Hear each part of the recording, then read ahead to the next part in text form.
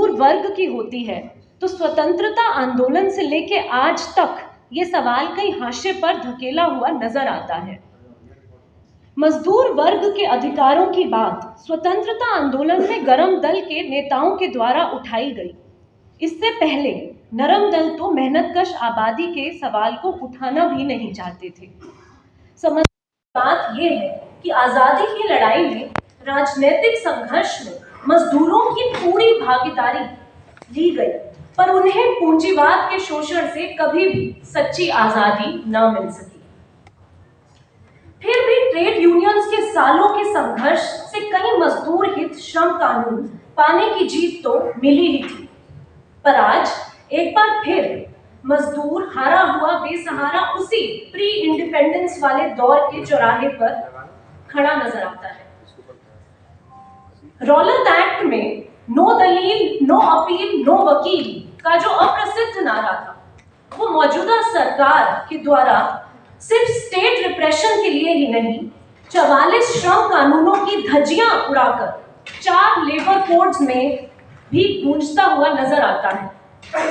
जिन कानूनों के खिलाफ 1929 में भगत सिंह ने असेंबली में बॉम्ब फेंका था, कुछ वैसे ही कानून मौजूदा सरकार के द्वारा पास किए गए हैं। फर्क यह है कि कम से कम उस दौर में बिल पर चर्चा चल रही थी। आजकल श्रम और कृषि कानून जैसे बिल बिना किसी पर्याप्त चर्चा के ही पारित कर दिए जाते हैं। क्या थे वो कानून?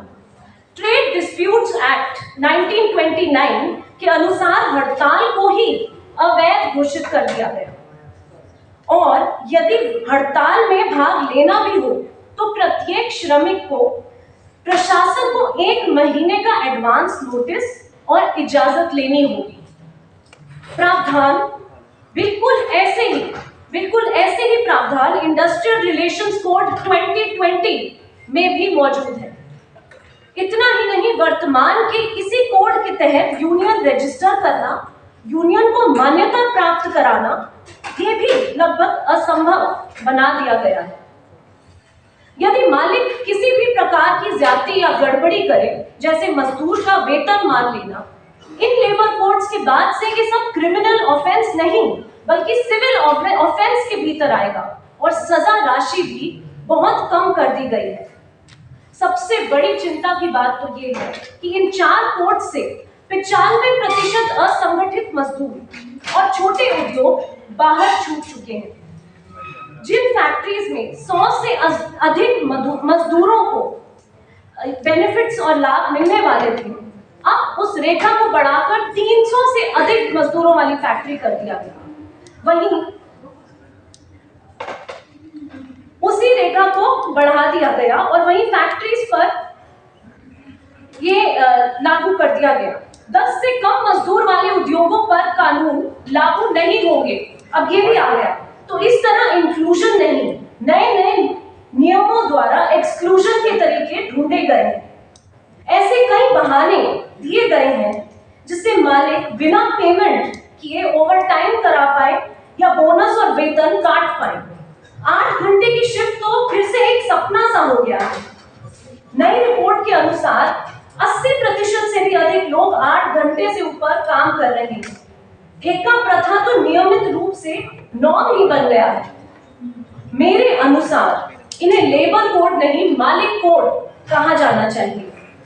और तो और यदि वही शहीद भगत सिंह इस तरह के कानूनों के खिलाफ विरोध में खड़े होते अगर आज, तो सरकार उन पे भी यूएपीए लगाकर उन्हें जेल में डाल देती।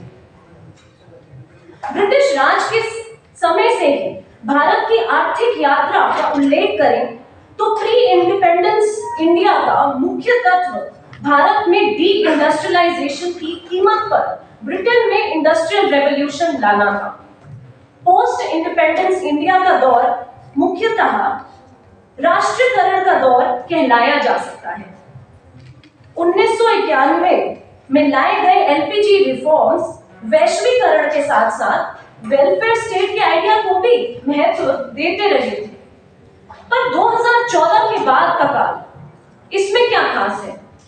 इस काल में बेधड़क बेरोक निजीकरण, मोनोपोली कैपिटलिज्म और सामाजिक असुरक्षाएं इससे परिभाषित हुआ है। बैंक्स, रेलवेज, पीएसयू, स्पोर्ट्स, यहां तक कि डिफेंस में भी कॉन्ट्रैक्चुअलाइजेशन देखने को मिलता है। स्थायी नौकरियों के बदले अप्रेंटिस या इंटर्न मॉडल शुरू कर दिया गया। वहीं अप्रेंटिस से न के बराबर वेतन में परमानेंट एम्प्लॉय वाले काम निकलवाए जाने लगे हैं। एक उदाहरण है 1971 रेलवे अप्रेंटिस एक्ट का, जिसके तहत इन अप्रेंटिसों को रेलवे में ट्रेनिंग के बाद तुरंत एब्जॉर्ब किया जाता था।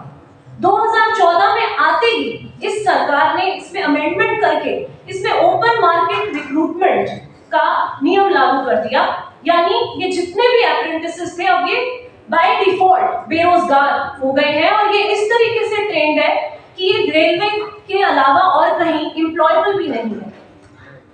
ऑक्सफैम द्वारा जारी एक नई रिपोर्ट से पता चलता है कि भारत में एक औसत मजदूर साल भर में जितना कमाई करता है उससे ज्यादा तो किसी कंपनी का सीईओ 4 घंटे में कमा लेता है। महिला मजदूरों के हाल तो और भी बेहाल है। रिपोर्ट में ही बताया गया कि महिलाओं और बच्चे हर साल 4.6 लाख करोड़ घंटे बिना सैलरी के काम कर रहे हैं।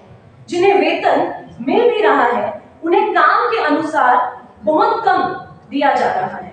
ऐसे में कम तनख्वाह और घर का काम उन्हें लेबर मार्केट से निकलने पर मजबूर कर रहा है, जो ऐतिहासिक स्तर पे गिरती female labour force participation rate से साफ नजर आता है।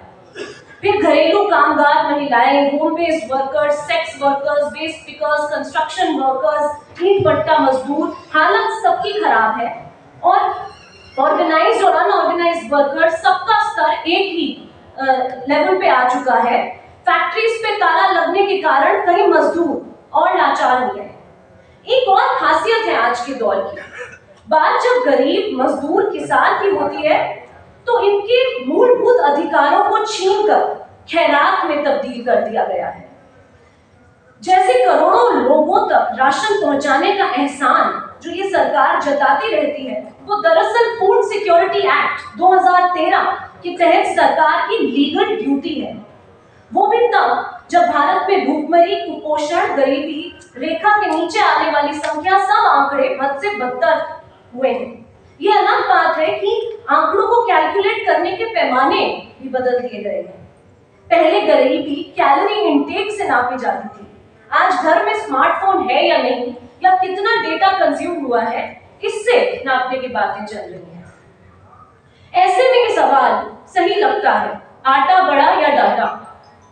बहरहाल ये जो अधिकारों से खैरात तक का सफर है, ये एक बड़े डीपॉलिटिसाइजेशन या अराजनीतिकरण की प्रक्रिया को दर्शाता है। ये सफर है कलेक्टिव बार्गेनिंग से सोशल डायलॉग तक का, स्ट्रीट स्ट्रगल से सेमिनार्स का, सॉलिडारिटी से वॉलंटियरिज्म का, यूनियन से चैरिटी और चैरिटी से सीएसआर का, लिविंग वेज से फ्लोर वेज, फ्लोर वेज से स्टारवेशन वेजेस का, लेबर इंस्पेक्टर से फैसिलिटेटर का, लेबर लॉयर से कॉर्पोरेट लॉयर का, ऐप वर्कर से डिलीवरी पार्टनर का, जवान से अग्निवीर बनने तक का सफर और मजदूर से हिंदू मुसलमान होने तक का सफर। और ये जो तथाकथित धर्म और राष्ट्रवाद का अमृत काल है, इसमें सिर्फ मजदूर ही नहीं नागरिक भी डूब रहा है और नागरिकता के साथ आने वाले अधिकार वो भी डूब रहे हैं। और अब बचे हैं सिर्फ कर्तव्य। संवैधानिक मूल्यों का इरोजन किस प्रकार से हो रहा है, यहाँ माननीय पैनलिस्ट बहुत अच्छे से ये बात समझाएंगे। पर आर्टिकल 21 राइट टू लाइफ में right to sleep, privacy, clean air, health, opportunity, 21A के तहत एजुकेशन और सबसे जरूरी राइट टू डिग्निटी, इन सब का उल्लंघन अगर सही मायने में देखना हो तो वर्किंग क्लास में सबसे साफ तरीके से नजर आएगा। सत्ता में आने से पहले वादा था सबका साथ, सबका विकास, सबका विश्वास। असल में हुआ चंद पूंजीवादियों का साथ, उनका विकास और उन्हीं का ही विश्वास। लॉकडाउन जैसे कठिन समय में भी देखने को मिलता है कि अदानी जैसे पूंजीवाद अमीरी के सभी रिकॉर्ड तोड़ रहे हैं। वहीं 80 करोड़ जन गरीबी रेखा की ओर पहुंच रहे हैं। तो सबका विकास, इसके नाम पर दरअसल क्या मिला? बढ़ता डॉलर, गिरता रुपया, गैस सिलेंडर के दाम से रुका उज्ज्वला का पहिया, पेट्रोल का दाम पहुंचा 100 के पार, महंगाई और बेरोजगारी की अब झेली न जाए मार। लोकतंत्र भीड़ तंत्र में ही नहीं, दरअसल प्रचार तंत्र में बदल दिया गया है। विश्व गुरु तो हम सब ही बनना चाहते हैं, पर किन मायनों में? सच तो यह है कि श्रमिक वर्ग सिर्फ महंगाई और बेरोजगारी की मार से ही त्रस्त नहीं है, वो बुनियादी रूप से शिकार है। किस चीज का शिकार है? वो मिडिल और अपर क्लास बायस या मध्यम और उच्च वर्ग मानसिकता का शिकार है। ऐसा क्लास बायस जो समाज के हर ढांचे, हर पहलू में नजर आता है, चाहे वो नीतियां हो, मीडिया हो, शहरी प्लानिंग हो, स्मार्ट सिटीज जैसी योजनाएं हो, या फिर नई नई टेक्नोलॉजीज ही क्यों ना हो। हाल ही में भारत में हुए G20 समिट को ही ले लेते हैं। समिट की तैयारी में महीनों पहले से सड़कों का सौंदर्यीकरण किया गया, गमले सजाए गए, पैदल चलने के लिए पेवमेंट्स बने, साइकिलिंग के लिए डेडिकेटेड लेन्स बने, बहुत बढ़िया। पर वहीं स्ट्रीट वेंडर्स, रिक्शा चालकों को गायब कर दिया गया। गरीबों की बस्तियों पर हरी चादर चढ़ाकर बड़ी बेशर्मी से उन्हें छिपा दिया गया। और इस संदर्भ में मैं कुछ पंक्तियां जो मैंने कुछ समय पहले लिखी थी वो साझा करना चाहूंगी कि गांव से शहर जब किसान मजदूर बन के आता है तो शहर को उसकी मजदूरी चाहिए तो होती है, पर सवाल ये होता है कि उसे रखे कहां। गांव से शहर जब किसान मजदूर बन के आता है तो शहर को उसकी मजदूरी चाहिए तो होती है, और चिंता ये होती है कि बस वो दिखे ना।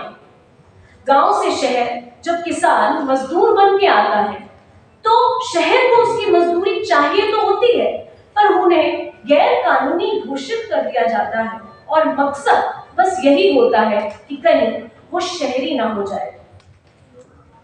तात्पर्य यह है कि चाहे फैक्ट्री वर्कर का मालिक, मैनेजमेंट या ठेकेदार द्वारा शोषण हो, स्ट्रीट वेंडर या बस्ती निवासियों का जबरन विस्थापन हो, या खास धर्म के लघु उद्योगों के ऊपर बुलडोजर का कहर हो, या ऐप आधारित वर्करों का उनके अदृश्य डिजिटल बॉस द्वारा आईडी ब्लॉक हो, कहानी सब जगह एक ही है।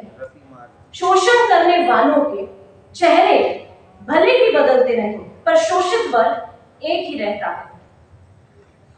फार्मर सुसाइड का मुद्दा तो उठता रहता है, भले ही किसानों को भी कोई राहत न मिली हो, पर प्रति वर्ष लाखों मजदूर जो अपनी जान ले रहे हैं उसकी जवाबदेही कौन लेगा?